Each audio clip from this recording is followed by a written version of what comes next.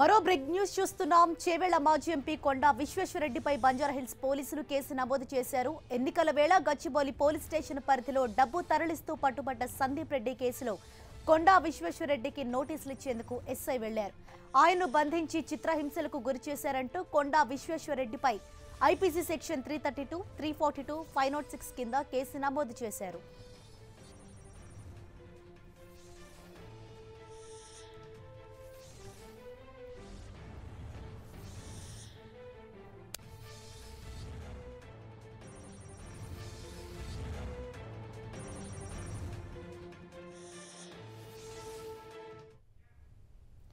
ఇదే విషయానికి సంబంధించి పూర్తి డీటెయిల్స్ మా ప్రతినిధి నవీన్ మనకు లైవ్ లో అందించేందుకు సిద్ధంగా ఉన్నారు. రైట్ నవీన్, మరి మాజీ ఎంపీ కొండా విశ్వేశ్వరరెడ్డిపై ఏ సెక్షన్ల కింద కేసు నమోదు చేశారు, ఎటువంటి యాక్షన్ తీసుకోబోతున్నారు, అలాగే ఒక ఎస్ఐని కూడా ఆయన బంధించి చిత్రహింసలకు గురి చేశారన్న ఆరోపణలు వస్తున్నాయి. ఇంతకీ ఆయన ఏం చెప్తున్నారు?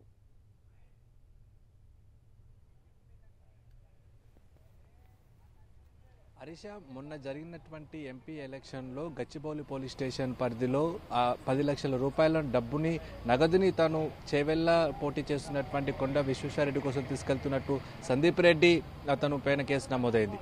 అయితే ఆ 10 లక్షల రూపాయలతో పాటు గతంలో అంటే దానికి ముందు వారం రోజుల ముందు నుంచి కూడా డబ్బుల పంపిణీ జరిగిందన్నటువంటి తన రాసుకున్నటువంటి ఒక నోట్లో చాలా స్పష్టంగా పోలీసులకు ఆధారాలు లభించాయి. వాటి ఆధారంగా కూడా కేసును దర్యాప్తు చేయాలి కాబట్టి కొండా విశ్వేశ్వరరెడ్డికి ఈరోజు నోటీసులు ఇవ్వడానికి వెళ్ళినటువంటి గచ్చిబౌలి సబ్ ఇన్స్పెక్టర్ కృష్ణ తనని బంధించి తనని భయభ్రాంతులకు గురి చేసి తనని చిత్రహింసలకు గురి చేశారన్నటువంటి కేసుల్ని బంజారాహిల్స్ పోలీస్ స్టేషన్లో తను ఫిర్యాదు చేయడం జరిగింది. కొండా విశ్వేశ్వరరెడ్డి పైన 506, 332, 342 సెక్షన్ల కింద కేసు నమోదు చేశారు. ఒక కేసు దర్యాప్తులో భాగంగా కొండా విశ్వేశ్వరరెడ్డికి కూడా నోటీసులు ఇస్తారు. ఎందుకంటే సందీప్ రెడ్డి తన దగ్గర పనిచేస్తున్నాడు, తనకు అత్యంత సన్నిహితుడు ఉన్నటువంటి వ్యక్తి. మరో అంశం ఈ కేసులో ఏంటంటే 10 లక్షల రూపాయలు కూడా తను ఖర్చు చేసేది కూడా ఎక్స్ ఎంపీగా ఉన్నటువంటి కొండా విశ్వేశ్వరరెడ్డి పోటీ చేస్తున్నటువంటి నియోజకవర్గంలో పంపిణీ కోసం తీసుకెళ్తున్నారనేటువంటి ఆరోపణలు ఉన్నాయి. వాటిపైన కూడా కేసు నమోదైంది. వాటిని వివరణ ఇచ్చుకోవాల్సినటువంటి అవసరం కొండా విశ్వేశ్వరరెడ్డి పైన ఉంటుంది. ఆ వివరణ కోసమే నోటీస్ ఇవ్వడానికి వెళ్ళినటువంటి సబ్ ఇన్స్పెక్టర్ కానిస్టేబుల్ పైన కూడా తను దాడి జరిగిన అంటే తను భయభ్రాంతులకు గురి చేసి ఒక రూమ్లో లాక్ చేశారన్నది కూడా ఇప్పుడు ఉన్నటువంటి ఆధారం. వీటికి సంబంధించినటువంటి సీసీ కెమెరా ఫుటేజ్ను కూడా కలెక్ట్ చేయడానికి కొద్దిసేపటి క్రితమే పోలీసులు అక్కడ చేరుకున్నారు. ఈ అంశంపైన ఇప్పటివరకు కొండా విశ్వేశ్వరరెడ్డి తరఫున ఎవరు కూడా పోలీస్ స్టేషన్ దగ్గర రాలేదు. అతనికి సంబంధించినటువంటి వివరణ ఏది ఇచ్చుకోలేదు.